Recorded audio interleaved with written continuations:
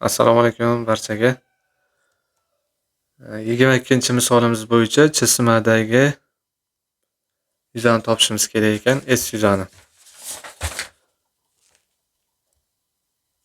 MTN uchburchak yuzasini topish kerak ekanda, buning uchun berilgan ma'lumotlardan foydalanamiz. T dan N gacha to'rtga teng debdi. Mana bu yer to'rtga teng, N dan L gacha yana to'rtga teng.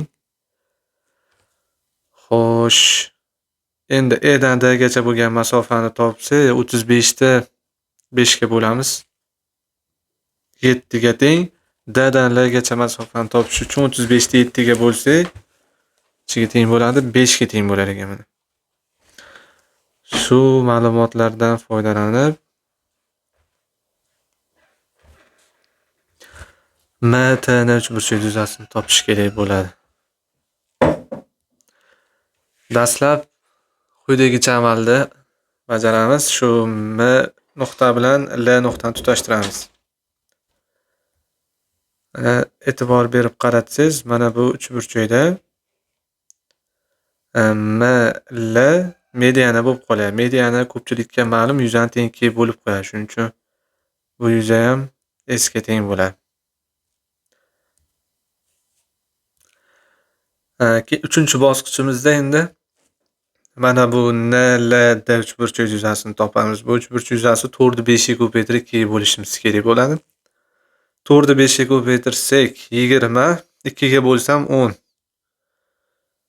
N L D to'g'ri burchakdagi kichik uchburchak, yani buni yuzasi 20 ga teng. Navbatdagi amalimizda bu katta qizil uchburchak yuzasini topishga harakat qilamiz. Mana bu uchburchak yuzasi qanday topiladi? Bitta kateti 8, ikkinchi bir kateti 12. 8 kara 12 bo'lingan 2 48 ekan.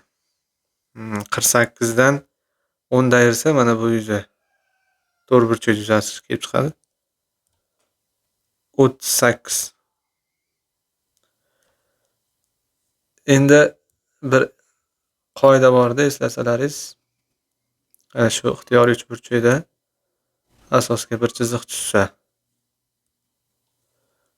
M nisbatda bo'lsa, yuzalar ham xuddi shunday nisbatda bo'lardi.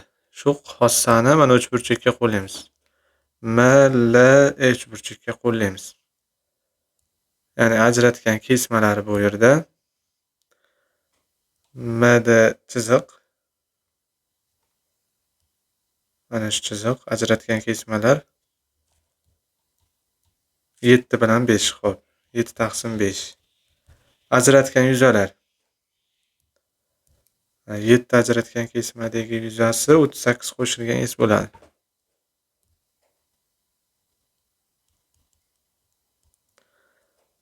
Besh kesma ajratgan qismida S qo'shilgan 10 bo'ladi.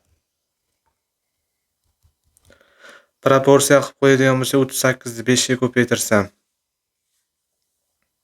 nech bo'lardi? 190 mi bo'lardi adashmasam. 190 qo'shilgan 5S teng 7S qo'shilgan 72S teng 190 dan 70 tersa 120. S teng shunda 60 chiqar ekanda.